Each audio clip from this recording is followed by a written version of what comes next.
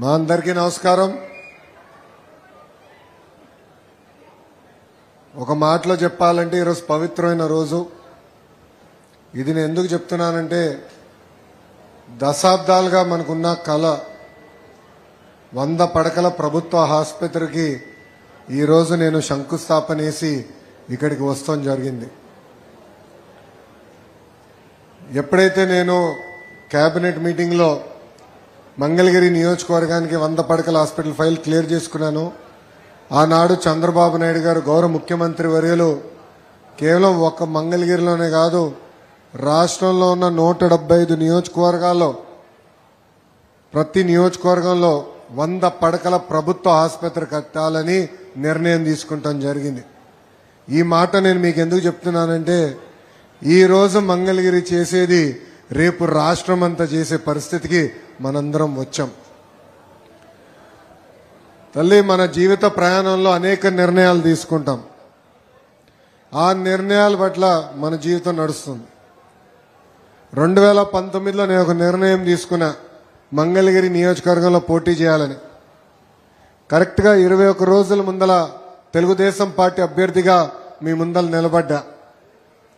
మీ సమస్యలు నేను అర్థం చేసుకోలేకపోయా, నేనేంటో మీకు అర్థం వల్ల ఎన్నికలు అయిపోయినాయి. 5300 ఓట్ల మెజార్టీతో నేను ఓడిపోతాం జరిగింది. మొదటి రోజు బాధ ఆవేదన కలిగింది, కానీ రెండో రోజు నుంచి ఆ బాధ ఆవేదన నాలో కసి పెంచింది. కష్టపడాలా, 5 సంవత్సరాలు ఇక్కడనే ఉండి తిరిగి మంగళగిరి ప్రజల మనసు గెలుచుకోవాలని ఆనాడు ప్రయాణం ప్రారంభించా. 5 సంవత్సరాల్లో మీ ఆరోగ్యం కోసం ఎన్టీఆర్ సంజీవిని పెట్టాం.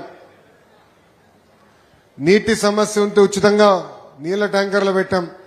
మహిళలు సొంత కాలుపై నిలబడాలని కుట్టు ట్రైనింగే కాదు కుట్టు మెషిన్ ఇచ్చి ఈరోజు పని కల్పిస్తున్నాం. పిల్లలు క్రికెట్ ఆడాలంటే మంగళగిరి ప్రీమియర్ లీగ్ ఏర్పాటు చేశాం. ఇంట్లో పెళ్లి జరిగితే బట్టలు పెట్టాం.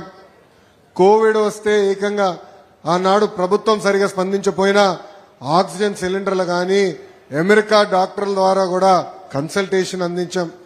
ఇలా సుమారుగా 26 సంక్షేమ అభివృద్ధి కార్యక్రమాలు ప్రతిపక్షంలో ఉన్నప్పుడు మంగళగిరి ప్రజల కోసం నేను చేశాను.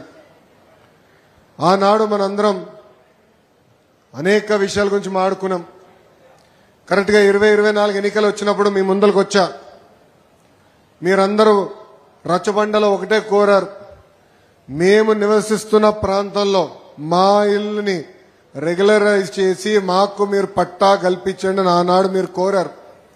మీరు ఇంకో మాట కూడా అన్నారు. బోలా శంకర్ వచ్చాడు.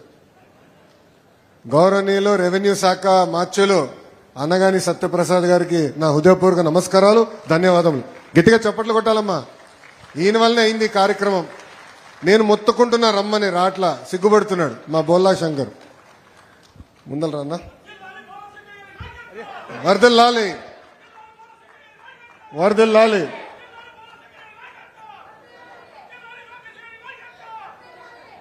మీ దగ్గరకు వచ్చినప్పుడు మీరు పదే ఒక మాట అన్నారు.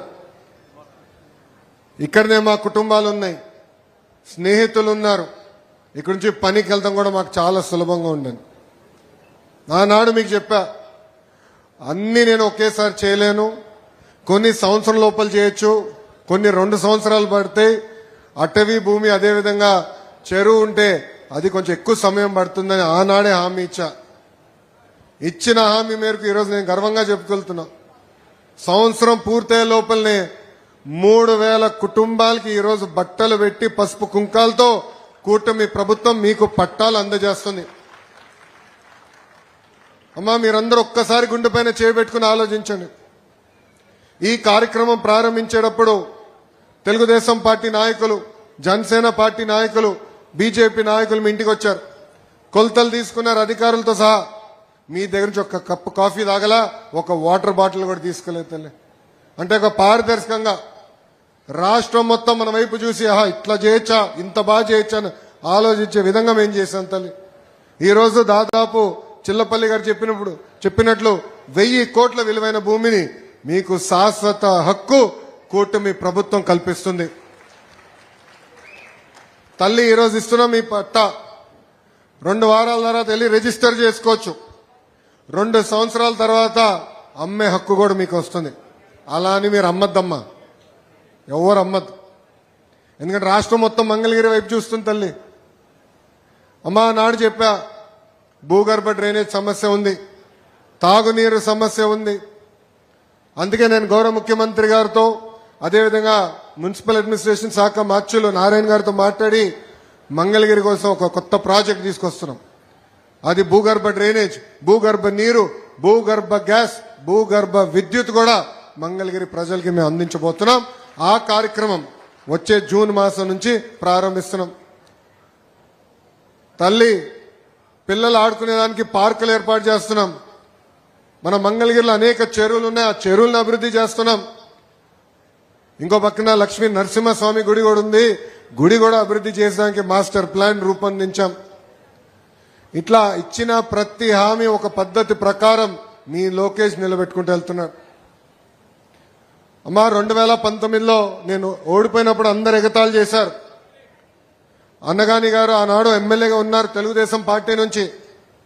చంద్రబాబు నాయుడు గారిని కూడా అవమానించారు. శాసనసభ సాక్షిగా అన్నారు, లోకేష్ ని గెలిపించలేకపోయావు, మీరు మాట్లాడేది ఏంటని. కానీ ఈ రోజు మీరు నాకు ఇచ్చిన మెజారిటీ దెబ్బకి అక్కడి నుంచి సౌండే లేదు తల్లి. నిన్న రాత్రి బాబు గారితో భోంచేస్తుంటే అడిగారు, రేపు కూడా మంగళగిరేనా అన్నారు. అవును గురుగారు, రేపు ఇంకొక రోజు అవుతే పట్టాల కార్యక్రమం అవుతుందని. రాష్ట్రం అంతా తిరగాలి కదరా అన్నారు. నేను ముందర ఇక్కడ బాధ్యత నెరవేర్చాలి, నా పరువు కాపాడారు. ఈ రోజు ఎక్కడికి వెళ్ళినా నా గౌరవం పెరిగిందంటే దానికి కారణం మంగళగిరి ప్రజలు నాకు ఇచ్చిన మెజారిటీ. ఆనాడు మీకు చెప్పా, మీరు నాకు ఎంత ఎక్కువ మెజారిటీ ఇస్తే అంత కొండంత బలమని. ఈరోజు బాబు గారు కానివ్వండి, మా బోలా శంకరుడు కానివ్వండి, మా పవనన్న గారితో కానివ్వండి, వాళ్ళతో గొడవ చేసి యుద్ధం చేసి పనులు చేయించగలుగుతున్నానంటే దానికి కారణం మీరిచ్చిన మెజారిటీ. మంత్రి గారు చెప్తారు, మంగళగిరి ప్రతిపాదన కేబినెట్కి వస్తే దాంట్లో పెద్ద చర్చ ఉండదు, మంగళగిరి కదా చేసేయండి అంటారు. పొద్దున దుర్గేష్ గారు వచ్చారు హాస్పిటల్ కార్యక్రమానికి, ఆయన కూడా అన్నారు మంగళగిరి చేసేయండి అని. దానికి కారణం మీరు నాకు ఇచ్చిన మెజారిటీ తల్లి. అదొక బాధ్యతగా నేను స్వీకరించాను. అహర్నిశలు కష్టపడతా. నా లక్ష్యం ఒకటే, అన్ని రంగాల్లో మంగళగిరి నంబర్ 1లో ఉండాలి తల్లి. అందుకే స్వచ్ఛత తీసుకొని ఈరోజు పెద్ద కార్యక్రమం చేస్తున్నాం. దాదాపు 1000 టన్నుల చెత్త బయటకు వచ్చింది తల్లి మంగళగిరిలో. కాలువల్లో ఉన్న పూడికలు, ప్లాస్టిక్ బాటిల్స్ అవన్నీ తీసాక 1000 టన్నులు వచ్చినాయి. చేస్తాం. కానీ అన్ని రంగాల్లో నంబర్ 1 ఉండాలంటే ప్రజల సహకారం కూడా చాలా చాలా అవసరం ఉంటుంది. మీరు కూడా సహకరించాలి. చెత్త రోడ్డు పైన వేయకూడదు. ఈరోజు మా పారిశుద్ధ్య కార్మికులు చాలా కష్టపడుతున్నారు. ప్రతిరోజు ప్రతి గడప దొక్కి చెత్త మీ దగ్గర నుంచి తీసుకుంటున్నారు.